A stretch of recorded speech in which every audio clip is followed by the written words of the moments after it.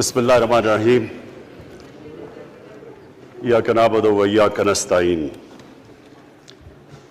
میں سب سے پہلے اپنی الائڈ پارٹیز، اپنے اتحادیوں کا دل سے شکریہ ادا کرتا ہوں کہ ابھی بھی اور ہر مشکل وقت میں جس طرح آپ میرے ساتھ کھڑے رہے، آپ کا بہت بہت شکریہ۔ میں اپنے پارلیمنٹیرینز، اپنی ٹیم کا، میں آپ کا شکریہ ادا اس طرح کرتا ہوں کہ میں نے جو آپ کی کل شام کو جو آپ کے حالات دیکھے تو مجھے یہ احساس ہوا کہ آپ سب کو بڑے دل سے تکلیف تھی کہ جو ہمارا وہ سینٹ کا یہ ادھر حفیظ شیخ کے الیکشن میں جب ہارے ہیں، تو میں جو آپ سب کو دیکھا تو مجھے بڑا اچھا لگا، مجھے ایک ٹیم آپ میں نظر آئی، اور انشاءاللہ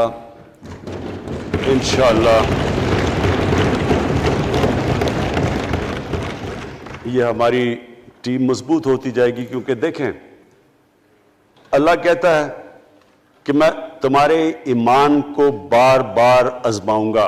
اللہ قرآن شریف میں ہمیں کہتا ہے۔ وہ کیوں کہتا ہے؟ وہ آپ کے ایمان کو آزماتا ہے مضبوط کرنے کے لیے۔ جب آپ ایک مشکل وقت سے نکلتے ہیں آپ اور مضبوط ہو جاتے ہیں۔ اللہ نے ایک انسان کو ایک ایسا چیز، ایک ایسا اس کا جو سب سے بڑی جو اس کی مخلوق ہے، اشرف المخلوقات، اس کو جو اللہ نے بنایا ہے، اس کے اندر اس نے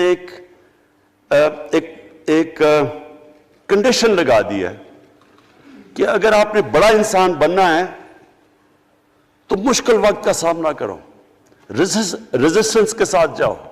جسم ہمارا یہ ہے، جسم کو ہم بھاری ویٹ اٹھاتے ہیں، جسم تکڑا ہو جاتا ہے۔ ذہن کو جتنا ہم آزمائیں گے اور آزمائشوں میں ڈالیں گے، سب سے بڑا جو پاور ہاؤس ہے وہ ہمارا ذہن ہے، وہ اور تکڑا ہو جاتا ہے، انسان تکڑا ہو جاتا ہے۔ پارٹی بھی تب تکڑی ہوتی ہے جب وہ مشکل وقت سے نکلتی ہے۔ آپ نے کسی کو تباہ کرنا ہے تو اس کو آرام کی زندگی دے دو، وہ تباہ ہو جاتا ہے، ڈکے کر جاتا ہے انسان۔ تو میں اپنی پارٹی کو آج خراج تحسین پیش کرتا ہوں کہ آپ اس مشکل وقت سے نکلے۔ بڑے مجھے انڈیویجول ایم این ایز کا پتہ ہے کہ انہوں نے کتنی کوشش کی یہاں پہنچنے کے لیے، آج اس ووٹ کے لیے، تو میں اور مجھے کئیوں کی طبیعت بھی ٹھیک نہیں تھی، تو میں آپ سب کا آج شکریہ ادا کرتا ہوں۔ آج میں اپنی پارلیمنٹری پارٹی کے ساتھ بھی، اور جو میری عوام آج یہ دیکھ رہی ہے، میں اس کے سامنے جو بات رکھنا چاہتا ہوں وہ یہ کہ دیکھیں، ہمیں یہ کبھی بھولنا نہیں چاہیے کہ یہ پاکستان کیوں بنا تھا۔ وہ ایک انگریزی کا ایک فریز ہے کہ نیشنز وداؤٹ اے ویژن ڈائی۔ قوم کا جب اپنا مقصد اپنے نظریے سے پیچھے ہٹتی ہے، مر جاتی ہے قوم۔ قوم کسی مقصد کے لیے بنتی ہے۔ ہم اپنے وہ جب تک وہ پتہ نہیں ہم اپنے بچوں کو نہیں بتائیں گے، خود ہم جو آج لیڈرشپ ہے، میرا غلطی سے ہاتھ ادھر چلا گیا، ادھر کی لیڈرشپ میں کہہ رہا ہوں، جو ہماری لیڈرشپ ہے اس کو پتہ ہونا چاہیے کہ یہ بہت بڑا عظیم خواب تھا پاکستان کا۔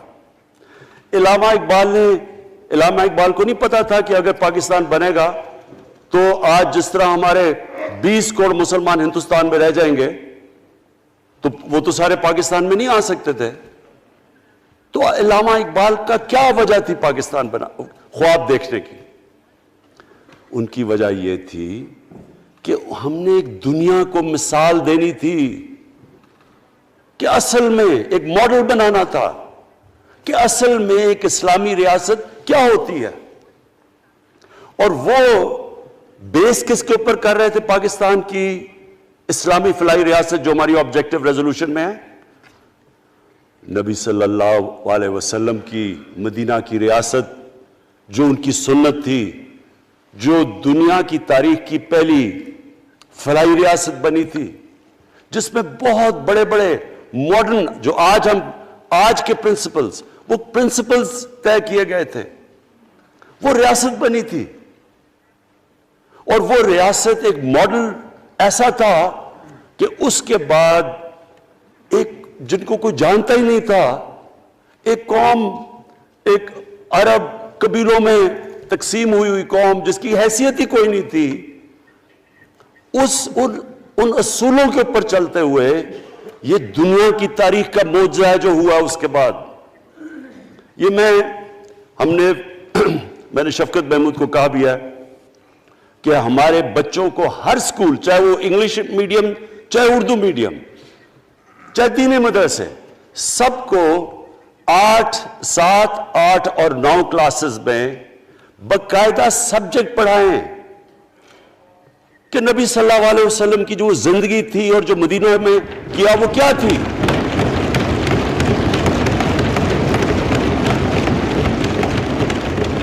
تاکہ ان کو پتہ چلے کہ اس ملک کا مقصد کیا تھا. بڑے لوگ جو پاکستان نہیں چاہتے تھے وہ کیا کہتے تھے؟ وہ کہتے تھے کہ پاکستان تو بن گیا تو آپ نے تباہ، جو مسلمان ہندوستان میں رہ گئے ان کو آپ نے سیکنڈ کلاس سٹیزن بنا کے چھوڑ دیا. آج بیچارے مسلمانوں سے کیا ہو رہا ہے وہاں؟ تو وہ لوگ کہتے ہیں کہ اگر پاکستان نہ بنتا تو مسلمانوں کی زیادہ طاقت ہونی تھی. ایک ہندوستان میں اس طرح مسلمانوں کا برا حال نہیں ہونا تھا جو آج ہے. یہ ایک آرگیومنٹ دی جاتی ہے. اور اگر ہم پاکستان کو جس مقصد کے لیے بنا تھا اگر ہم ادھر نہیں لے کے جائیں گے تو وہ ٹھیک کہہ رہے ہیں. یہ تو نہیں تھا کہ وہاں ٹاٹا برلا تھے جو اربوں پتی اور یہاں یہ شریف اور زرداری اربوں پتی بن جائیں. اس لیے تو نہیں پاکستان بنا تھا. یہ بڑی ہمیں ری الائن کرنا چاہیے اپنے نظریے کی طرف. ہمیں اپنا رخ چینج کرنا چاہیے واپس کہ یہ بڑا عظیم خواب تھا پاکستان کا. اور وہ جو تاریخ تھی، وہ جو اصول انہوں نے سیٹ اپ کیے، جن لوگوں کی حیثیت ہی نہیں تھی، یہ تاریخ کا حصہ ہے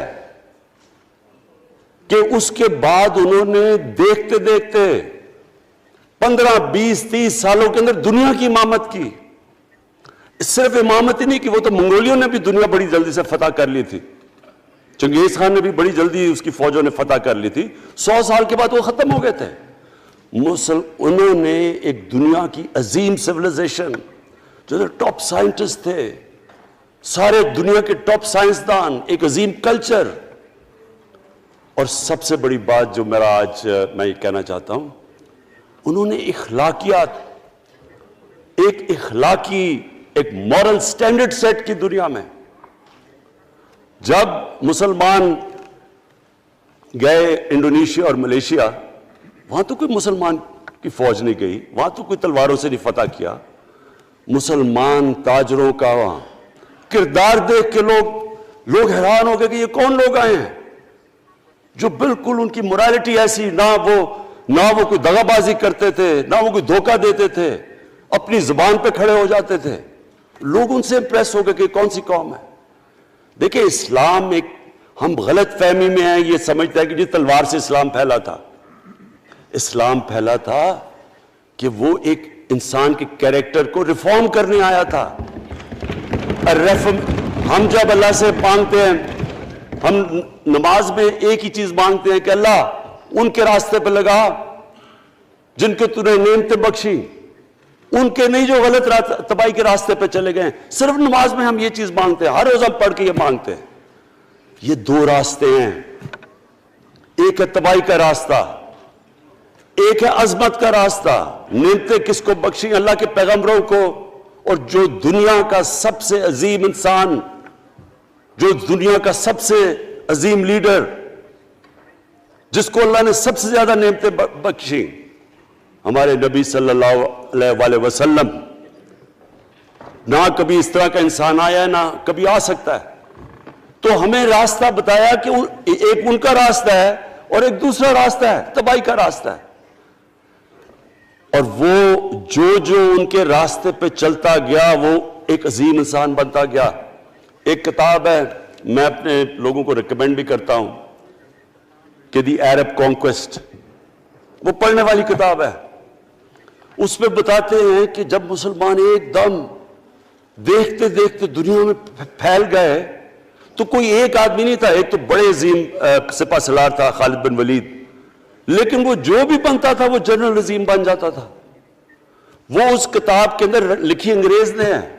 وہ کہتے ہیں اس کی کوئی ایکسپلینیشن نہیں ہے کہ یہ کیسے ساری دنیا پہ چھا گئے. نہ ان کے پاس کوئی لیٹسٹ ویپنز تھے، ایک طرف رومنز تھے، دوسری طرف پرشینز تھے، وہ تو سپر پاورز تھے، ہتھیار تو ان کے پاس تھے. نہ ان کے پاس ہتھیار، نمبرز میں بھی وہ زیادہ تھے، ان کی فوجیں بھی زیادہ تھیں، لیکن وہ ساری دنیا پہ پھیل گئے اور ایک ایسا سویلائزیشن بنا کہ زیادہ تر تو مسلمان نہیں تھے، وہ بھی ان کو مانتے تھے، کیونکہ ان کی اخلاقیات، ان کا عدل اور انصاف کا نظام، ان کا کیریکٹر، اس کی وجہ سے لوگ آئے ہیں. یہاں جو ہندوستان میں اسلام پھیلا ہے، یہ ہمارے جو بڑے بڑے بزرگ تھے، داتا صاحب، بلے شاہ، نظام الدین اولیاء اور بابا فرید، یہ لوگ تھے. ان کو لوگ دیکھ کے، ان کے کردار سے، ان کے انٹلیکٹ، انسانیت سے لوگ مسلمان ہوئے. تو ہم آج، میں جو یہ سینٹ الیکشن ہوا ہے، میں اپنی قوم کو یہاں، یعنی مجھے شرمندگی ہوتی ہے اسپیکر صاحب کہ ہم وہ کدھر وہ خواب اور کدھر بکرا منڈی بنی ہوئی ہے ایک لوگوں کو خریدنے کے لیے سب کے سامنے. یعنی ہمیں ایک مہینے سے پتا تھا کہ پیسہ جمع کیا جا رہا ہے اس سینٹ الیکشن میں، اور مجھے حیرت ہوئی کہ الیکشن کمیشن کہتا ہے کہ جی یہ تو پتہ نہیں کوئی ہم آزاد انسٹیٹیوشن ہے یا میں ان کی کوئی آزادی کے اوپر لے رہا تھا، یا جی بڑا زبردست الیکشن. اچھا کہتے جی بڑا اچھا الیکشن کروایا. یہ مجھے اور اس سے تو مجھے اور صدمہ ہوا ہے کہ اگر یہ الیکشن اچھا آپ نے کروایا ہے تو پتہ نہیں برا الیکشن کیا ہوتا ہے.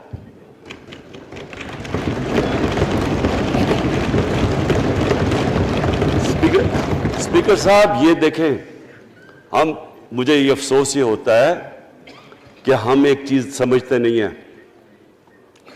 ہم کہتے ہیں نا جی ہمارے معاشی حالات بہت برے ہیں. دیکھیں جی ہماری ڈیفیسٹ تھے، یہ ہمارے کرنٹ اکاؤنٹ، یہ جو بھی ہم کہتے ہیں، قرضے چڑھے ہوئے ہیں. یہ جو قرضے چڑھے ہوئے ہیں یہ ایک بیماری کے سمٹمز ہیں. بیماری کچھ اور ہے. اخلاقی طور پہ ہماری قوم کو تباہ کیا ہے، پھر معاشی تباہی آتی ہے. آج مجھے ایک ملک کا بتا دیں جس کی اخلاقیات اوپر ہو، جن کے مورل سٹینڈرڈز اوپر ہوں اور وہ غریب ہو. ایک ملک مجھے بتا دیں، اور کوئی ملک مجھے بتا دیں جتنا مرضی پیسہ ہو، وسائل ہو، سب کچھ ہو، لیکن وہاں کی بھی جو لیڈرشپ کرپٹ ہو، وہ مجھے بتا دیں کہ اس میں خوشحالی ہو. دیکھیں یہ ساتھ ساتھ جاتا ہے. اس وقت کیا ہوا تھا مدینہ کی ریاست میں؟ کیا انہیں کوئی سونا تیل مل گیا تھا؟ کیا ہوا تھا؟ کوئی ان کے پاس کوئی پیسے آ گئے تھے؟ کیسے وہ اوپر اٹھ گئے تھے؟ کوئی انہوں نے قرضے لیے تھے؟ کس طرح اٹھے تھے اوپر؟ دنیا کے عظیم لیڈر نے ان کی اخلاقیات اٹھا دی تھی. صادق اور امین،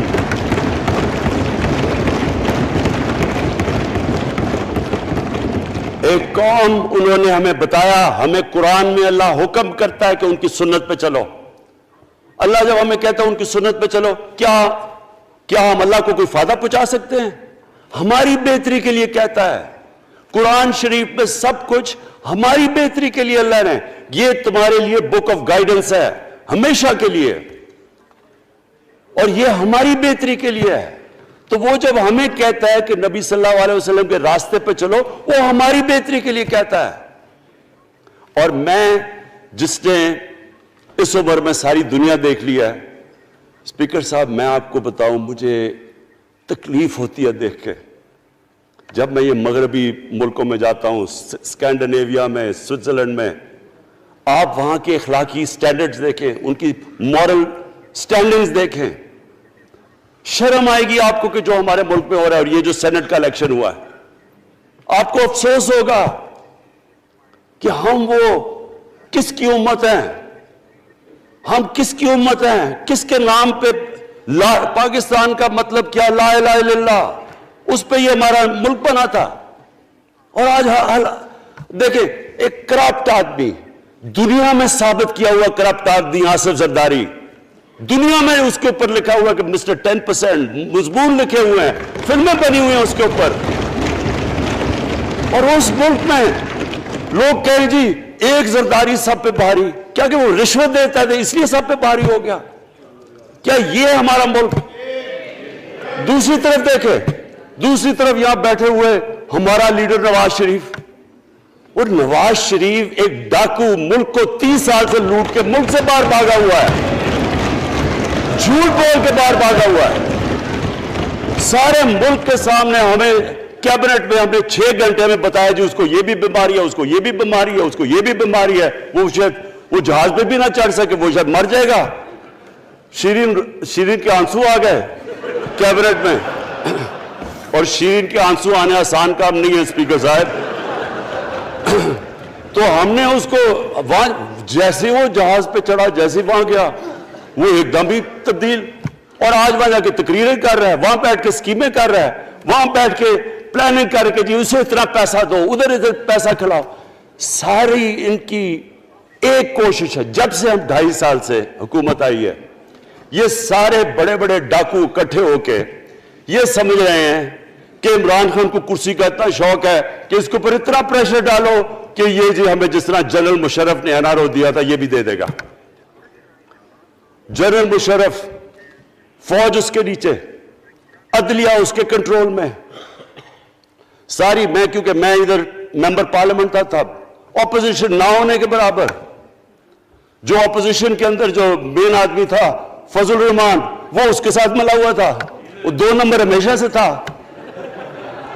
رائٹ۔ اور وہ آدمی جس کے پیچھے امریکہ ان کی جنگ لڑا تھا، سب کچھ، وہ ان کے پریشر میں آ کے ان دونوں کو این آر او دیا، اور اتنا بڑا اس ملک کے اوپر اس نے جرم کیا ہے۔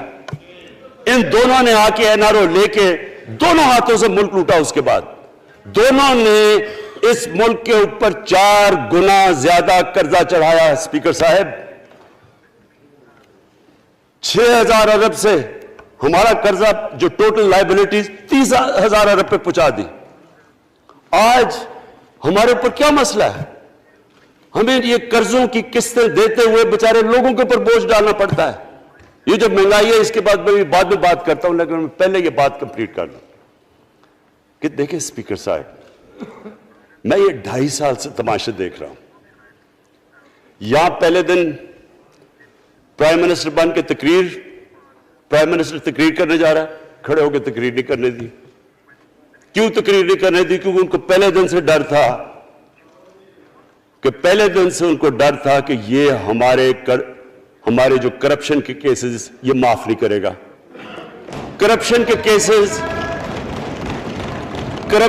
کیسز ہم نے نہیں بنائے تھے اسپیکر صاحب، یہ سارے ان کے دور کے کیسز بنے ہوئے ان کے اوپر۔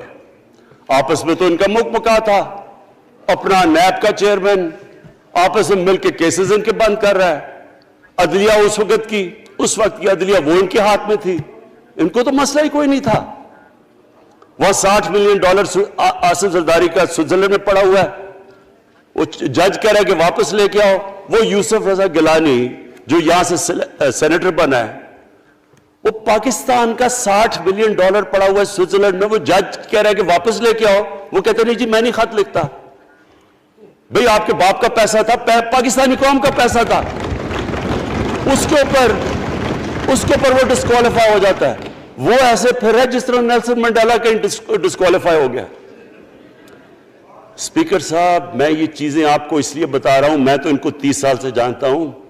دیکھیں جب تک ہم اس ملک میں اپنی اخلاقیات ٹھیک نہیں کریں گے، مورل سٹینڈرڈز ٹھیک نہیں کریں گے، جب اس طرح کے الیکشن ہوں گے کہ کھل کے پیسہ چل رہا ہے اور ہم کہیں گے نہیں جی وہ پٹواری کیوں پیسے لیتا ہے، تو وہ تھانے دار کیوں پیسے لیتا ہے، وہ سرکاری نوکر، وہ تو بیچارہ جو نچلا طبقہ ہے وہ تو واقعی جس طرح شیخ رشید نے کہا ہے مہنگائی جو بڑی ہے، بیچارے لوگوں کی تنخواہ میں گزارا نہیں ہو رہا۔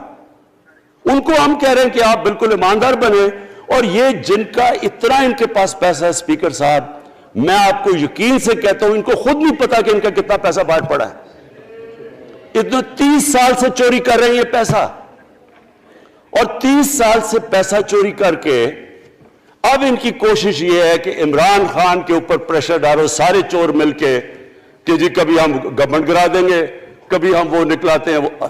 آپ سوچیں فیٹف کے اوپر، اب فیٹف ہماری وجہ سے تو نہیں فیٹف پہ ہم گرے لسٹ میں آئے، یہ تو نون لیگ کے دور میں گرے لسٹ میں آئے ہیں۔ اب اگر فیٹف کی بلیک لسٹ میں پاکستان جاتا ہے تو یہاں سب کو پتا ہے کہ سینکشنز لگ جائیں گی، تو آگے مشکل سے ہم نے اکانومی کو سٹیبلائز کیا، مشکل سے۔ اگر بلیک لسٹ میں جاتا ہے تو اکانومی سیدھی نیچے۔ آج جو لوگوں کو مشکل پڑی ہوئی ہے، اور مشکل پڑی ہوئی ہے ہمارے لوگوں کو مہنگائی کی، اس کی وجہ یہ ہے کہ ہمارا روپیہ جو تھا تقریباً 107 روپے کا، آج 160 روپے کا۔ تو جب روپیہ گرتا ہے تو ساری چیزیں باہر سے مہنگی ہو جاتی ہیں، پٹرول، ڈیزل، بجلی۔ اب بجلی کی آدھی بجلی ان سے باقی ڈالر کانٹریکٹس کے اوپر بجلی کے کانٹریکٹ سائن کیے ہوئے ہیں، وہ سب کچھ باہر سے، دالیں مہنگی، جو چیز باہر سے امپورٹ کرتے ہیں، گھی مہنگا، ساری چیزیں مہنگی ہو جاتی ہیں۔ تو یہ سوچ لیں کہ اگر ہمارے اوپر سینکشنز لگ جائیں، اگر ہمارے اوپر فیٹف کی سینکشنز لگ جاتی تو یہ تو آپ تو سوچ ہی نہیں سکتے کہ یہ ملک میں کیا حال ہونا تھا۔ تو ہم اپنے ملک کے لیے فیٹف کی ریکوائرمنٹ پہ لیجسلیشن کروا رہے ہیں، اور انہوں نے جناب اتنا بڑا وہ ذرا پکڑا، اتنا بڑا وہ لا دیا جی، اتنا بڑا جی، یہ 34 شکیں چینج کر دیں نیب میں۔ اب نیب کا فیٹف سے کیا تعلق ہے؟ انہوں نے سمجھا کیا عمران خان قابو آ گیا، اب تو یہ ڈر کے فیٹف کی بلیک لسٹ سے اب تو جناب ہمیں یہ 34 شکیں سائن کر کے تو نیب کو ختم کر دے گا۔ مطلب یہ کہ صرف ان کی چوری کے کیسز ختم ہو جائیں، بس ون پوائنٹ ایجنڈا ان کا۔ اور میں نے آپ کو پہلے دن یہاں سے کہا تھا، پہلے دن یہاں کھڑے ہو کے میں نے کہا تھا کہ ان کا صرف ون پوائنٹ ایجنڈا، میں ان کو جانتا ہوں جب یہ سارے اپوزیشن میں میرے ساتھ تھے، ان کا صرف ایک خوف ہے کہ یہ این آر او نہیں دے گا، لہٰذا اس کو اتنا بلیک میل کرو، اور اب فیٹف کے اوپر تو یہ پھنس گیا ہے تو اب اس سے لے لو، اس سے کنسیشن لے لو تاکہ نیب ختم ہو جائے۔ اب سوچیں کیا ان کو ملک کا فکر ہے؟ کیا ان کو نہیں پتا تھا کہ کیا ہونا ہے اگر فیٹف کی بلیک لسٹ پہ چلے جاتے ہیں؟ اس کے بعد انہوں نے جلسے کرنے کی کوشش کی، بڑا جی پبلک نکالیں گے ہم، مینار پاکستان کے اندر جلسہ۔ مینار پاکستان کا یہ جانتے نہیں، دیکھیں ان کے بھی آ گئے ایک شہزادہ ایک شہزادی جنہوں نے زندگی میں کبھی کام کیا نہیں ہے، نہ ان کو پتہ ہے کہ سٹرگل ہوتی کیا ہے۔ جناب مینار پاکستان خود ہی اخباروں کے اندر اپنے آپ کو پیسے خرچ کر کے اخباروں میں ذرا نمایاں کر کے جناب انہوں نے مینار پاکستان میں جلسہ کر لیا۔ اب میں تو جانتا ہوں مینار پاکستان، اور میں تو اپنے لاہور کو بھی جانتا ہوں، میں تو اپنے لاہور شہر کو بھی جانتا ہوں۔ وہ لاہور شہر ملک کا کوئی پیسہ چوری کیا ہو اس کے خلاف تو نکلائے گا، لیکن بڑے بڑے ڈاکو اگر وہ سمجھ رہے ہیں کہ اپنی چوری بچانے کے لیے لاہور شہر کو نکالیں گے تو وہی ہوا جو ان کے ساتھ مینار پاکستان میں ہوا۔ اب آ کے جو ڈاکٹر فہمیدہ مرزا نے بڑا اچھا آپ کو ایکسپلین کیا، انہوں نے بتایا کہ یہ کیوں ضروری تھا اوپن بیلٹ۔ انہوں نے بتایا کہ الیکشن کمیشن کی تو ریکوائرمنٹ ہے کہ آنسٹ ہو، فری اور فیئر الیکشن ہو۔ تو انہوں نے 2008 میں چارٹر آف ڈیموکریسی میں کہا ہوا کہ جی اوپن بیلٹ ہونی چاہیے، دونوں پارٹیز نے۔ اور اس کے بعد ایک دم وہاں سے دونوں سب ادھر سے بھاگ کے اور کہتے نہیں جی خفیہ بیلٹ ہونی چاہیے۔ میں نے تب کہہ دیا کہ خفیہ بیلٹ کا ایک مقصد تھا، سارے مل کے کوشش کریں گے کہ حفیظ شیخ کو ہرائیں، اور وہ جو آدمی جیتا ہے پاکستان کا کرپٹ ترین آدمی۔ میں ایک چیز آپ کو آج کہتا ہوں، یوسف رضا کے آپ صرف ایسٹس دیکھ لیں، پرائم منسٹر بننے سے پہلے تھے اور اس کے بعد کیا ایسٹس ہیں، بس ایک چیز دیکھ لیں، کوئی آپ کو کچھ کرنے کی ضرورت نہیں ہے، آپ کو پتا چلے گا انہوں نے اس نے کیا کیا اپنے زمانے میں۔ تو اس کو لا کے یہاں بٹھا کے تو جناب انہوں نے سارا پیسہ لگا کے, اور ہمیں سب پتا تھا کیا ہو رہا ہے, اور اس کو جا کے جناب انہوں نے ہروا دیا حفیظ شیخ کو. اب کیا پیغام گیا سارے ملک میں اس کا؟ میں نے کیوں یہ آج ووٹ آف کانفیڈنس لی ہے, اس کا کیا پیغام گیا دنیا میں؟ سارے لوگوں کے سامنے اوپن ہارس ٹریڈنگ, لوگوں کو راتوں کو کال کر رہے ہیں, یا میں تو خاص داد دینا چاہتا ہوں, میرے ممبرز بیٹھے ہیں, خواتین بیٹھی ہیں جن کو کالیں گئی ہیں رات کہ جی 2 کروڑ سے ریٹ شروع ہوگا, ہم آپ کو آگے پیسے دیں گے. ان کو ساروں کو پیسے آفر کر رہے ہیں. اور پھر اگر میں صرف الیکشن کمیشن کو ایک چیز کہنا چاہتا ہوں, آپ مہربانی کریں پاکستان کی ایجنسی سے صرف ایک سیکرٹ بریفنگ لیں, آپ ان کو اندازہ ہوگا کتنا پیسہ چلا اس الیکشن کے اندر, پتہ چلوائیں کیا ہوا اس الیکشن میں, تاکہ آپ اس طرح کی سٹیٹمنٹ نہ دیں کہ جی ہماری کوئی آزادی ختم کر رہی ہے. میں آپ کی آزادی ختم کر رہا ہوں یہ کہہ کے آپ کہ یہ جو الیکشن میں ہوا ہے. اسپیکر صاحب, میں آج اس اوکیزن کے اوپر, کیونکہ مجھے اس پہ کافی, میں 2.5 سال یہ بڑی چیزیں برداشت کرتا رہا ہوں, اور میں اس لیے صبر سے کرتا رہا ہوں کیونکہ ملک اتنا ہمارا مشکل میں ہے. جو ہمیں ٹائم ملا جب میری گورنمنٹ آئی, میں آپ کو یقین سے کہتا ہوں کہ ساری زندگی میری تو سٹرگل میں گزری. جو بھی آپ انسان کسی چیز میں کمپیٹ کرتا ہے, اگر آپ نے ملک میں اپنے سب سے ٹاپ 11 کھلاڑیوں میں پہنچنا ہے تو ایک بہت سارے ملک میں مقابلہ کر کے آپ وہاں پہنچتے ہیں, اس میں ایک بڑی سٹرگل ہوتی ہے, اونچ نیچ ہوتی ہے بڑی. اور پھر اگر آپ کو دنیا کے لیول پہ آپ کو اپنا, اگر آپ نے آپ کو منوانا ہے, اس کی اور ایک سٹرگل ہوتی ہے. اور میری اس سے زیادہ بڑی سٹرگل تھی کہ ایک آدمی جا کے ہاسپٹل بنانے کی کوشش کرے, اور وہ بھی کینسر ہاسپٹل, تو ایک وہ بہت بڑی سٹرگل تھی. پھر پالیٹکس میں لمبی سٹرگل رہی ہے, اکیلا تھوڑا سے لوگوں کے ساتھ شروع ہوا تھا, اور سٹرگل کر کے 14-15 سال تو مذاق اڑتا تھا میرا, سارے ہنستے تھے جب نام سنتے تھے میرا. تو ایک سٹرگل کر کے یہاں پہنچا ہوں. جو یہ 2.5 سال میں اسپیکر صاحب میں نے سٹرگل کی ہے, یہ میری زندگی کی سب سے مشکل سٹرگل تھی. اور کیوں مشکل تھی؟ کیونکہ جو یہ 10 سال میں اس کو ڈیکیڈ آف ڈارکنس کہتا ہوں, ایک ایک انہوں نے ادارہ تباہ کیا. صرف 10 سال پہلے اداروں کے حال دیکھ لیں, کوئی ادارہ اٹھا لیں, پی آئی لے لیں, ریلوے لیں, سٹیل مل 8 ارب روپے کا پروفٹ لے کے بیٹھی ہوئی تھی. 8 ارب روپیہ سٹیل مل میں پروفٹ تھا جب تک کہ زرداری نے ہاتھ نہیں مارا اس کو. اپنا وہ ریاض لال جی فرنٹ مین رکھ کے ہمارے سامنے, میرے پاس آئے لوگ چیمبر والے, انہوں نے کہا جی یہ سٹیل مل سستی بلٹس اس کو بھیجا, اس کے تھرو پیسے دے رہا ہے, وہ سٹیل مل آج بند پڑی ہے. ایک ایک ادارہ انہوں نے تباہ کیا, بھرتیاں کی لوگوں کی. وہ ادارے اتنے بڑے بڑے ہو گئے ہیں کہ وہاں پینشنز ہی اتنی آ گئی ہے کہ کچھ بچتا نہیں ہے سیلریز اور پینشن کے بعد کے ادارے کو ٹھیک کر سکے. ایک ایک ادارہ تباہ کیا. ملک کا سب سے بڑا جو کرنٹ اکاؤنٹ ڈیفیسٹ, جس کے اوپر سارا پریشر پڑتا ہے, اگر آپ کا کرنٹ اکاؤنٹ یعنی کہ ڈالر زیادہ ملک سے باہر جا رہے ہیں اور کم اندر آ رہے ہیں تو پریشر روپے پہ پڑتا ہے, وہ گر جاتا ہے. تو وہ میں آپ کو بتا, جب روپیہ گرتا ہے تو غربت پھیل جاتی ہے ملک میں. تو سب سے بڑا current account deficit, fiscal deficits جو کہ آپ کی آمدنی اور خرچے, وہ بڑا ڈیفیسٹ. سارے ادارے خسارے میں.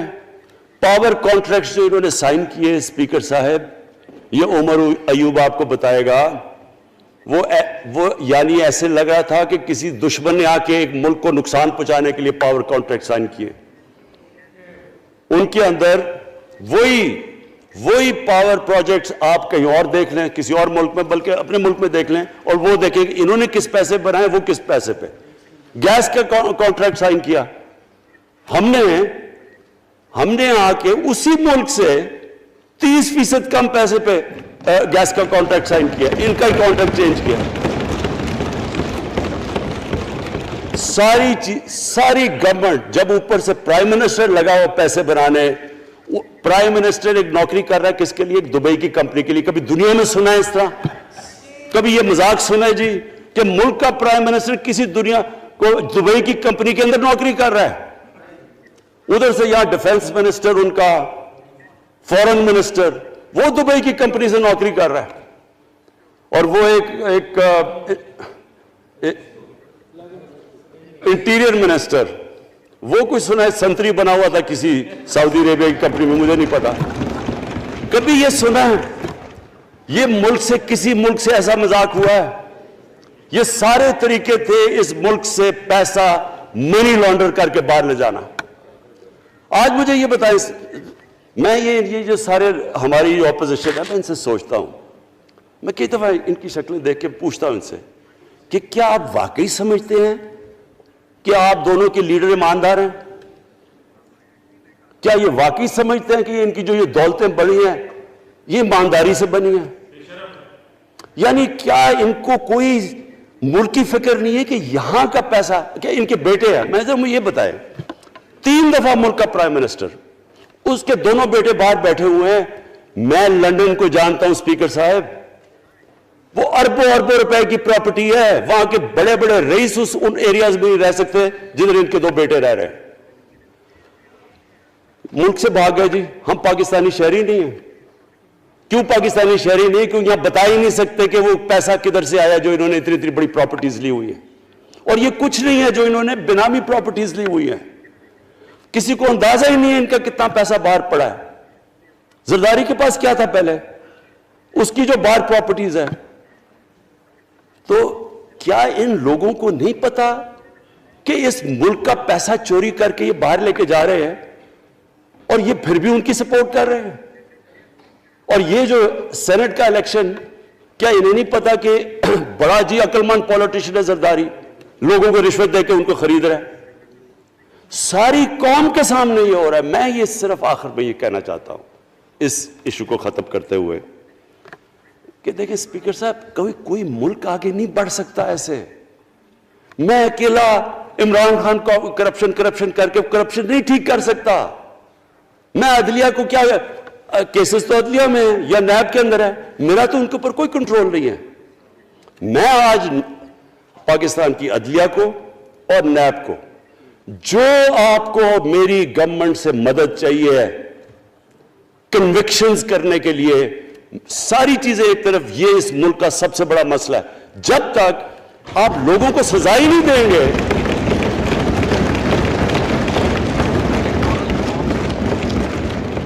جب تک لوگوں کو سزا ہی نہیں ملیں گی.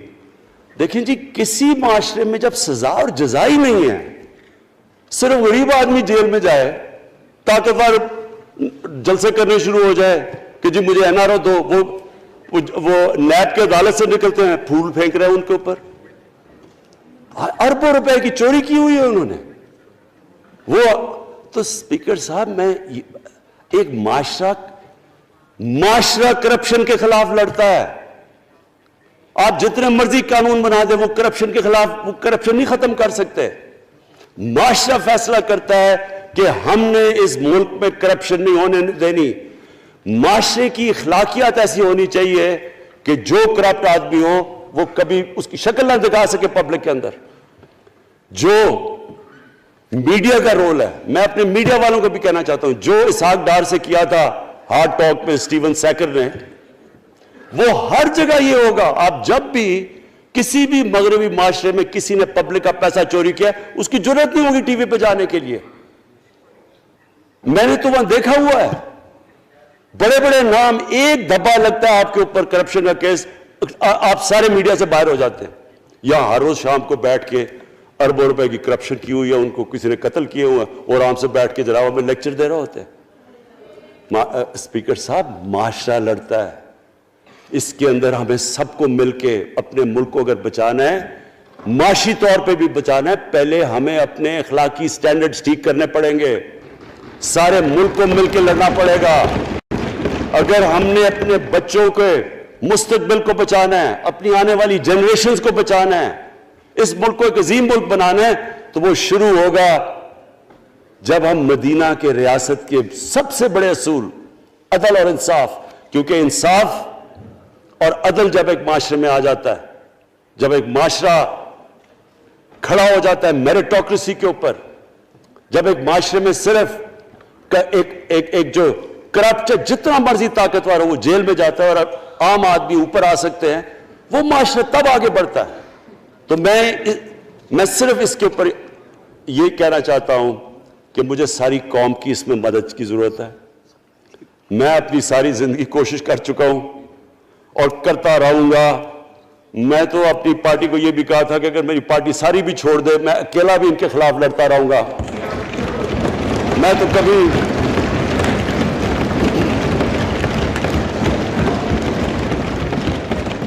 اسپیکر صاحب آخری گیند تک لڑنے والا کیپٹن تھا. آخری گیند تک لڑوں گا, وہ تو کبھی میں ہار مانوں گا نہیں. لیکن یہ وقت آ گیا ہے کہ ملک کو اپنے آپ کو بچانا ہے. آنے والی جنریشنز کو ہم نے بچانا ہے. ہم تب تک نہیں کر سکتے انفارچونیٹلی جب تک ہم سب مل کے فیصلہ کریں کہ یہ جو اوپر بیٹھے ہوئے ہیں جنہوں نے 30 سال سے ملک کو چوری کر رہے ہیں, ان کو ہم بجائے وہ صحافی جا کے کہہ رہے ہیں جی ہائی کورٹ کے اندر کی جی اس کو تقریر کرنی دینی ہے. وہ نیلسن منڈیلا جو باہر بیٹھا وہ تقریر کرنا چاہیے جی. پتہ نہیں عوام کو سننا چاہیے کہ وہ یہاں سے بھاگا کیسے, اس کے پیسے کیسے. یعنی کہ میں حیران ہو گیا تب. اور اب اسپیکر صاحب میں صرف مختصر بات کر دوں آگے کی. دیکھیں پاکستان ایک مشکل وقت سے نکل کے اب ہم ایک سٹیبل اور آگے بڑھنے کے سٹیج پہ آ گئے. ہماری اللہ کا شکر ہے. جو سب سے مشکل چیز ہوتی ہے کرنٹ اکاؤنٹ, بڑی دیر 17 سال کے بعد 5 مہینے پاکستان کا جو کرنٹ اکاؤنٹ ہے وہ سرپلس پہ چلا گیا. یعنی ہمارے جتنے ملک میں ڈالرز آ رہے ہیں اور جتنے باہر جا رہے ہیں اللہ کا کرم ہے زیادہ ڈالرز آ رہے ہیں. ہمارا روپیہ خود ہی, ہم پیسے نہیں لگا رہے اس کو, خود روپیہ سٹرینتھ گین کر رہا ہے. یہ بڑا امپورٹنٹ ٹائم ہے کہ اس وقت, اور یہ اس کے باوجود کہ اس ملک میں کرونا ہوا, ساری دنیا کی اکانومیز کرونا میں بری طرح متاثر ہوئی, اس کے باوجود اوپر والے کے کرم خاص طور پہ. اور میں کہوں گا کہ ہماری جو ٹیم تھی, ہمارا جو جس طرح ہم نے مانیٹر کیا اور جس طرح ہم نے ڈیٹا بیس گیدر کیا اور ہم نے ہر ایک چیز فالو کر کے ہم نے جیسے اپنے لوگوں کو بچایا ہے. میں خاص طور پہ اپنی ٹیم اسد عمر اور ہماری جو ٹیم تھی اپنی ڈاکٹر فیصل میں ان کو خاص طور پہ خراج تحسین پیش کرتا ہوں. تو اس مشکل وقت سے بھی آپ دنیا میں دیکھیں اور جس طرح پاکستان نکلا. اب دیکھیں آگے ہمارا چیلنج کیا ہے. ہمارا چیلنج یہ ہے کہ ہم اپنی جو ایکسپورٹس ہیں ان کو بڑھائیں, کیونکہ صرف گروتھ ایک ہی طرح ہوتی ہے ایکسپورٹ لیڈ. اللہ کا شکر ہے کہ بیرون ملک پاکستانیوں نے ریکارڈ پیسہ پاکستان بھیجا ہے جو کہ ہمارے ملک میں آیا ہے ریمیٹنسز کے. اب ہم نے انویسٹمنٹ کے اوپر لگے ہوئے ہیں. اس وقت سب سے زیادہ کمپنیز رجسٹر ہوئی ہیں SECP میں. اس کا مطلب کہ نئی انویسٹمنٹ پاکستان میں آنے والی ہے. لوگ تیار ہو گئے انویسٹ کرنے کے لیے. ہمارا صرف مسئلہ اسپیکر صاحب ایک ہے بجلی کا. یہ بڑا مسئلہ ہے. کانٹریکٹ مہنگے سائن کیے ہوئے, جس بجلی جو کانٹریکٹ سائن کیے ہوئے ہیں جس پہ وہ بجلی پروڈیوس ہو رہی ہے, بدقسمتی سے وہ اگر بجلی کی قیمت بڑھاتے ہیں تو لوگ آگے اور مشکلوں میں پڑے ہوئے ہیں. بجلی کی وجہ سے سب چیزیں مہنگی ہو جاتی ہیں. نہیں بڑھاتے تو قرضے, وہ جو گردشی قرضے ہیں وہ بڑھتے جا رہے ہیں. ہمارا ایک یہ چیلنج ہے. اس کے اوپر صرف اپنی قوم کو بتانا چاہتا ہوں کہ باقاعدہ ہم ہر طریقہ سوچ رہے ہیں کہ ہم نے اس میں سے کیسے ہم نے اپنے لوگوں کے اوپر بوجھ کم کرنا ہے. ایک تو میں اپنی ٹیم کو یہ بھی کامیابی دیتا ہوں کہ بڑی دیر اور مشکلوں سے IPPs کے ساتھ ہم نے نئے کانٹریکٹ سائن کیا جس کے اندر بہت پاکستان کا پیسہ بھی بچے گا اور جو آگے جا کے قرضہ بڑھنا تھا وہ نہیں بڑھے گا. جو میرے اوپر سب سے زیادہ پریشر ہے اس وقت اسپیکر صاحب وہ ہے مہنگائی کا. مہنگائی میں نے آپ کو بتا بھی دیا کہ مسئلہ ایک جب آپ کی روپیہ گرتا ہے تو جب چیزیں مہنگی ہو جاتی ہیں ایک وہ ہے. لیکن میں اپنی قوم کو صرف ایک چیز کہنا چاہتا ہوں کہ سب سے زیادہ اس وقت میری حکومت ایک ہی چیز پہ لگی ہوئی ہے کہ ہم کس طرح لوگوں کے اوپر مہنگائی کا بوجھ کم کریں.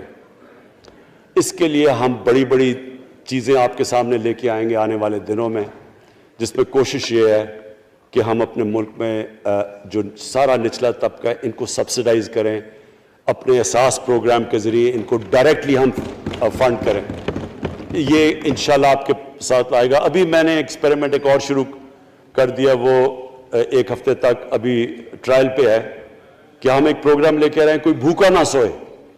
ہم نے خاص کچنز بنائے ہیں, ایریاز چوز کیے ہیں جدھر سب سے زیادہ بھوک ہے, تاکہ ہم کم از کم جب تک ہماری ملک اٹھتا ہے اوپر, ہم کم از کم ان تک کھانا پہنچائیں کہ ہمارے ملک میں کوئی بھوکا نہ سوئے. اور یہ پوری میں کیمپین شروع کرنے لگا ہوں. ہیلتھ کارڈ پنجاب کے اندر اور پختونخوا میں, پختونخوا کی گورنمنٹ کو تو میں خاص مبارک دیتا ہوں کہ انہوں نے سارے اپنے پختونخوا کے لوگوں نے خاندانوں کو کور کر لیا ہیلتھ انشورنس سے. یہ بڑے بڑے امیر ملکوں میں بھی ایسا نہیں ہوتا کہ ہر ایک خاندان کے پاس 10 لاکھ روپے کی انشورنس ہوگی, کسی بھی ہسپتال میں جا کے اپنا علاج کروا سکیں. میں خاص طور پہ محمود خان اور آپ کی کیبنٹ کو مبارک دیتا ہوں. پنجاب کیونکہ بہت بڑا ہے, انہوں نے بھی فیصلہ کر لیا ہے. عثمان بزدار آپ کی اور آپ کی ٹیم کو میں خاص مبارک دیتا ہوں کہ اس سال کے اینڈ تک وہ سارے پنجاب کے اندر ہیلتھ کارڈ پہنچا دیں گے. یہ ایک عام آدمی کے لیے سب سے بڑی, کم از کم جیسے جیسے ہم اپنے ملک کو اٹھا رہے ہیں تو کم از کم ہم لوگوں کی بنیادی ضروریات پوری کریں. اور جو کسان ہیں جی, کسانوں کے لیے ایک بڑا زبردست پروگرام لے کے آ رہے ہیں. اس کے اوپر بھی ہم نے بڑا برین سٹارمنگ کی ہے کہ کیسے ہم کسان کی مدد کر سکتے ہیں. پرابلم تو ہمارے پاس یہ ہے نا کہ جتنا ہم پیسہ اکٹھا کرتے ہیں آدھا پیسہ قرضوں کی قسطوں پہ چلا جاتا ہے, تو پیسہ کم بچتا ہے. لیکن ہم نے فیصلہ کیا کسانوں کے اوپر ہم خاص زور دینے لگے ہیں, تاکہ وہ بعد میں بات کروں گا. تو 2 چیزیں اور جی. دیکھیں, میں قوم سمجھتی ہے نا کہ اب ہم کیسے یہ جو قرضے ہمارے اوپر چڑھے ہوئے ہیں ان سے کیسے نکلنا ہے. اس سے صرف ایک ہی طریقہ نکلنے کا کہ ہم اپنے ملک میں دولت کے اندر اضافہ کریں, ویلتھ کریشن کریں. اس کے لیے ہم کیا کرنے جا رہے ہیں؟ اس کے لیے ہم نے میگا پروجیکٹس بنائے ہوئے ہیں.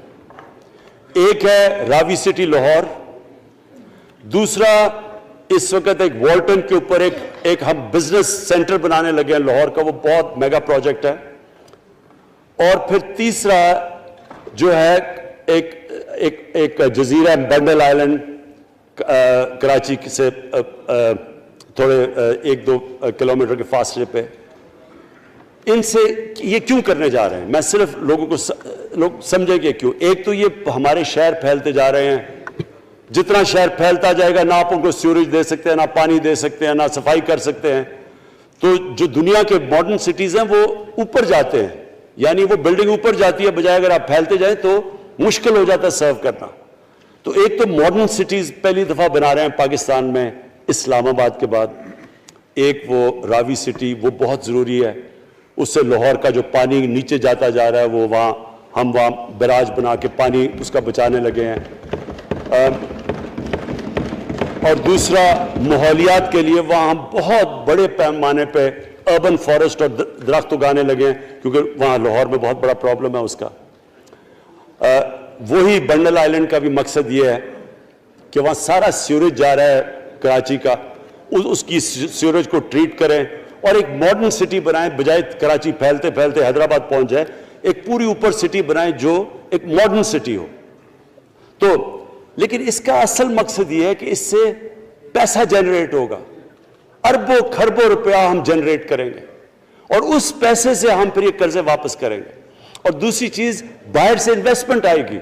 بیرون ملک پاکستانی جو سب سے بڑا ملک کا احساس ہے, وہ باہر آ کے وہ ان کے اندر انویسٹ کرنے کے لیے تیار ہے, ان بڑے بڑے پروجیکٹس کے اندر. اور جیسے فورن ایکسچینج آئے گا ہمارے ریزروز بڑے ہوں گے, ہمارا روپیہ سٹیبل ہوگا, اور اس سے جو ویلتھ کریشن ہوگی اس سے ہم پھر اپنے قرضے واپس کریں گے. اس کے علاوہ 50 سال کے بعد 2 بڑی ڈیمز بن رہی ہیں. پاکستان کی تاریخ میں صرف 2 بڑی ڈیمز تھیں, اب یہ 2 اور بادشاہ ڈیم اور مومن ڈیم بنا رہے ہیں. لیکن مجھے جو آخر میں بات کہنی ہے اسپیکر صاحب وہ یہ کہ پاکستان کو آگے بڑھنے سے کوئی نہیں روک سکتا انشاءاللہ.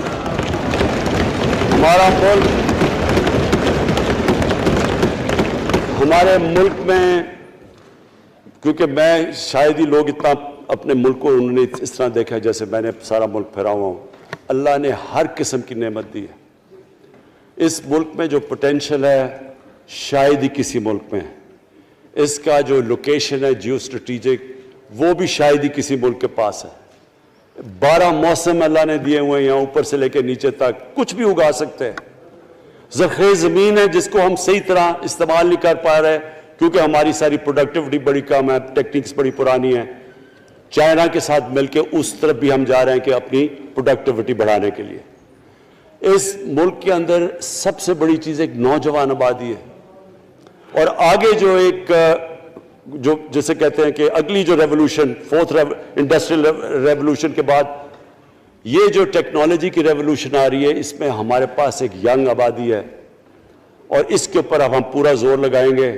اور انشاءاللہ یہ جو ہماری آبادی ہے یہ ہی ایک ینگ آبادی پاکستان کو اٹھا دے گی اگر ہم ان کو صحیح معنی میں ٹیکنیکل ایجوکیشن دے دیں. جو میں الیکشن کمیشن کیونکہ بڑے ناراض ہو گئے تھے کہ میں نے کہا وہ الیکشن کے اوپر میرے کامنٹس تھے, میں ان کو یہ کہہ دوں کہ ہم نے یہ فیصلہ کیا ہے الیکٹرل ریفارمز کا. ہم اب ٹیکنالوجی کے اوپر وہ جو EVM مشینز ہیں, الیکٹرانک مشینز لے کے آئیں گے.